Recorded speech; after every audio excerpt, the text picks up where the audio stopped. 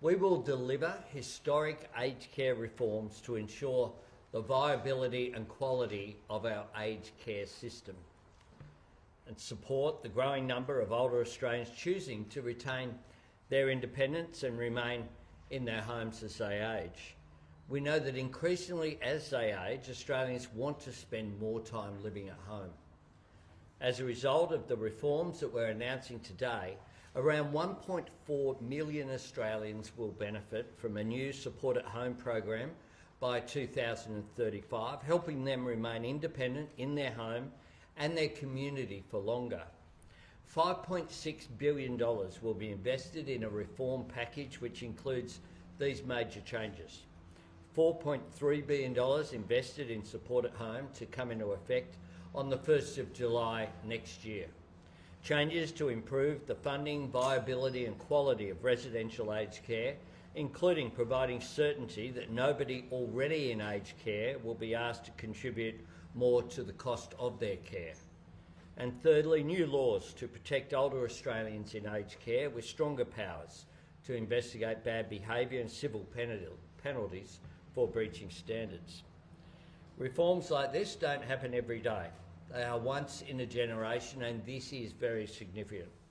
I do want to thank the opposition for their constructive engagement in this process.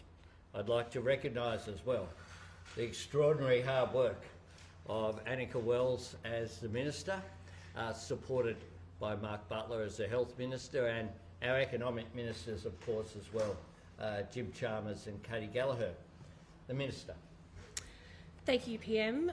Thank you, Treasurer. Thank you to the Health Minister, the Aged Care Task Force members and the Shadow Health Minister, Senator Ruston, for her bipartisan support.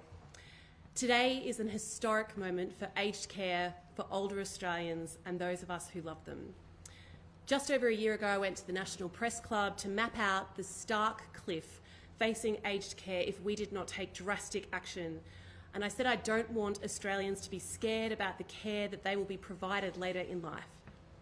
To accomplish that, we had to answer the question Royal Commissioners could not agree upon: how to make aged care equitable and sustainable. Today, we answer that question. Today, we announce a needs-based arrangement that makes financial sense. A system that helps more homes have more services for older Australians. Our reforms will create better and safer care, help reduce the fear of a system that has been neglected for far too long. I've always been ambitious for aged care, and today, with the support of so many, we amplify our ambition, with these measures representing the greatest reforms to aged care in 30 years. We will introduce a new Aged Care Act to Parliament today. This reform is a $5.6 billion package, including $4.3 billion in a new system of home care called Support at Home. This new home care program will come into effect from 1 July 2025 and will reduce wait times for in-home care with a target of 3 months by July 2027. Several principles underpin these reforms. Australians will get the support they need and make a reasonable contribution according to their means, as the task force recommended. A no worse off principle will provide certainty to people already in aged care, and they won't make a greater contribution to their care. The government will pay 100% of clinical care costs, with individuals contributing to the kinds of costs they would typically pay throughout their lives. The government will continue to pay the majority of aged care costs. Without structural change, we will not be able to sustain the level of care older Australians deserve. It is that simple. The government has already made significant investments to improve aged care. $11.3 billion to lift the award wage for workers by 15%. 24/7 nursing legislation that sees registered nurses on site 99% of the time. And care minutes increasing to an extra 3.9 million extra minutes of care every single day for residents. These reforms are the next step in lifting the quality of aged care. Many things will change, but some important things won't. The family home won't be treated any different than it is now. There will not be a levy. Government investment in aged care will rise year on year. So what will change? Australians will have an entirely new way to receive care, support at home. Some of the benefits of the $4.3 billion support at home package include support for 300,000 more participants in the next 10 years, shorter average wait times from assessment to receive support, more tailored support with 8 ongoing classifications all the way up to almost $78,000 a year, support for home modifications with up to $15,000 to make your home safer, and faster access to assistive technology like walkers or wheelchairs. On 1 July 2025, everyone with a home care package or on the National Priority System will move to the new Support at Home program, maintaining their level of funding and retaining any unspent funds. The No Worse Off principle will ensure everyone with a home care package on the National Priority System or assessed as eligible for a package as of today will make the same contributions or lower as they would have under home care arrangements. By 2050, the residential aged care sector will need $56 billion in capital funding to upgrade existing aged care rooms and build new rooms for growing numbers of older Australians. Providers have repeatedly told us they have new facilities, they have new wings, they have renovations costed and ready to be built once they have sustainable funding. So we are implementing a series of changes. As recommended by the Aged Care Task Force, these measures include new means-tested contributions for new entrants, a higher maximum room price indexed over time, and the retention of a small portion of refundable accommodation deposits by providers. From 1 July 2025, providers will retain 2% of each new refundable accommodation deposit each year for up to 5 years. The government will review the accommodation supplement settings over the next 2 years and consider phasing out RADs from 2035, subject to an independent review. There will be no change to the contributions or RADs for those already in residential aged care before 1 July 2025. Our generational reforms are a major element of the new Aged Care Act that will modernise a Byzantine system to be future-facing. The 1997 Aged Care Act was put in place with the primary focus of how to fund aged care providers, but our new Act was going to put the people at the heart of care. The Aged Care Bill implements a number of election commitments such as mandatory aged care food standards, statutory duty of care for registered providers of aged care, worker screening and stronger investigative powers for the regulator. When we came to government, the PM wanted to put the care back into aged care. And so he appointed a former aged care worker to be the minister. And it was 20 years ago now, but I still remember Peg and Dorothy and the people on my tea trolley rounds. I remember how it made their day if I had their preferred afternoon tea. I remember the effect that it had on them if a loved one cancelled a scheduled visit. And I wish I could have told them that everything they said to that teenager in a dish cap would one day contribute to generational care reforms for their children and their children's children. Because it is a real privilege to work in aged care. It is some of the most meaningful work you could ever hope to do. And it's been an honour to return to this sector and to have this opportunity as a minister to bring it out of the shadows and into the light and to prepare it for a future that all older Australians can rely on without any more fear. Thanks, Annika. The Treasurer.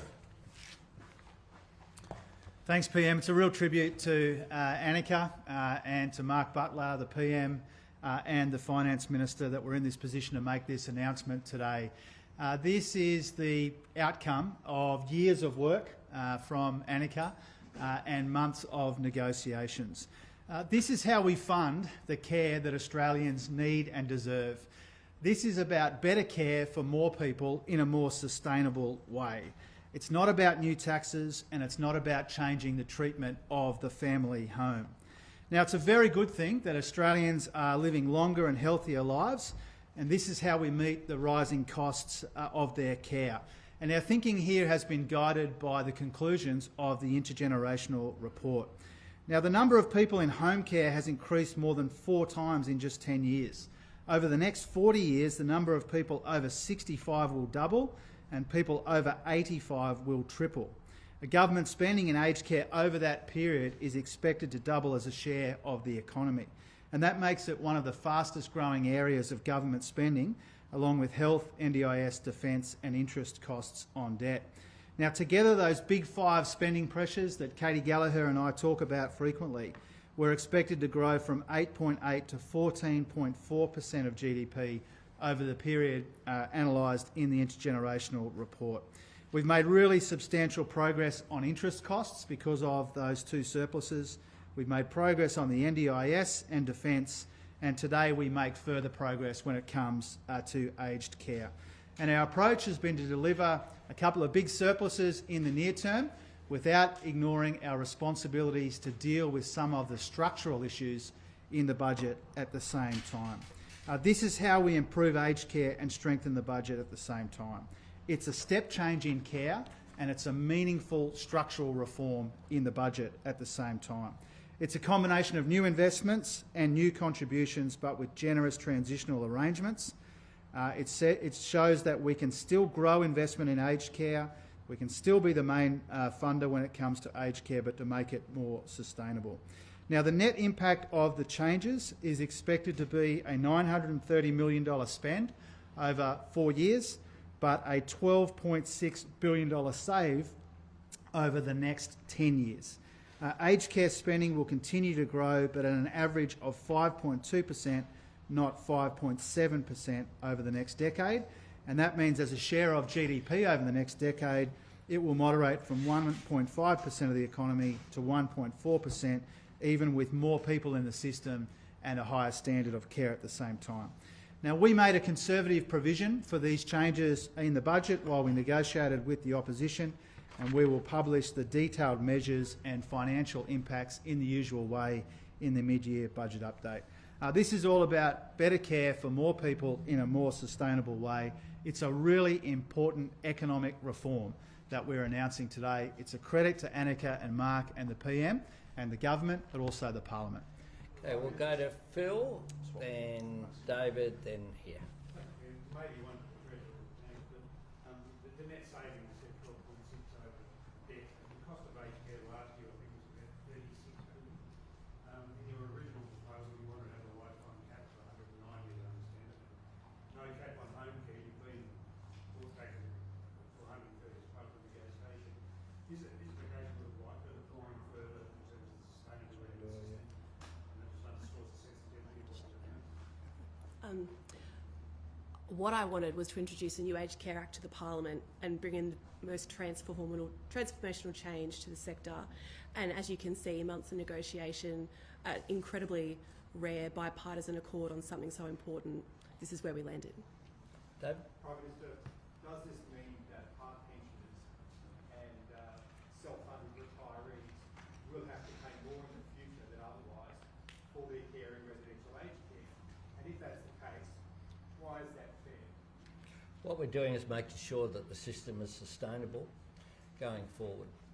We've been working with providers, we've worked across the Parliament in a constructive way to make sure that aged care residents can get the attention and the respect and the care that they deserve. But also, a really important part of this package is that we've been listening, and more Australians want to spend more time at home with their community where they're engaged, and these reforms will enable that to happen. Coalition said they backed the financial sustainability part of the bill. A lot of people in Parliament still have concerns. There's a sense of maybe there's still like some more changes across the 550 other pages besides that. Are you ready for some other changes? Is there going to be other changes to the bill after the Senate committee reports back, after this all gets debated? Well, what I'm looking forward to is introducing this to the House, which we will do today, and then it will go off to a Senate inquiry process, and I leave it to my friends in the other place. It's a parliamentary process. You know, there's a lot of people that have a stake in securing the future of aged care, and we welcome that process. One of the things that today we're clearly announcing, though, is the bipartisan support across the board for the main elements of this legislation. Mark and then Charles. On the retention of deposits at the new cap of $750,000, it's about $75,000 for a new entrant to residential aged care. Well, that cap is a deterrent against families opting to put elderly relatives into residential care and instead keep them at home. Well, in my experience in aged care to date, the question of whether someone needs to go into residential aged care is a question of need. It's not something people that look forward to, and after the stories that we heard in the Royal Commission, I've heard too many times over the past 2 years that it's something that people dread and people actively avoid. So what's important about today is that we are re-gearing the entire system of aged care in this country to be about supporting you at home and keeping you independent and supported at home for as long as possible. So that's what these reforms do. Charles and then David, and then we'll probably got to go to question time. One of the big changes is shortening the waiting time on that care from 12 months down to 3 months. How do you do that, and how many staff or extra staff will need to be trained to carry out that? So that's from 1 July 2025 next year. That means hundreds of thousands of new packages will be online, better services for people. The support at home regime goes from four package levels available today up to 8 ongoing package levels as of 1 July 2025. But some really important new elements to support at home. Transitional care, so if you have a fall, we're trying to get you in and out of hospital as quickly as possible and get those allied health supports to you at home. And then palliative care, which is a really important new one. People have been asking the federal government to look at this for so many years now. We're going to pay $25,000 for the last 12 weeks of palliative care to get you out of hospital and spending that time at home with your loved ones. Those things. David, to bring it home. Just on one of the case studies given here, Marco is a part pensioner, class 5 package, home support package. Can you just explain so people understand what extra costs does Marco face under these changes? So Marco will have to have a clinical assessment, and that will drive everything that comes from it. The reason that this support at home, one of the reasons that support at home is so good is it's an individualised system. So the cost of your care looks different to everyone because your clinically assessed need looks different to everyone, and what kinds of clinical care supports you need to stay at home as long as possible is going to look different to your neighbours, just the same as the kind of supports you need to stay independent at home as possible. And the everyday services that you'll need at home will look different. It'll be a different mix of services for everybody, and that's why we've got the fact sheets and case studies online for people to have a look at tonight. Thanks very much. See you at question time. Thank you.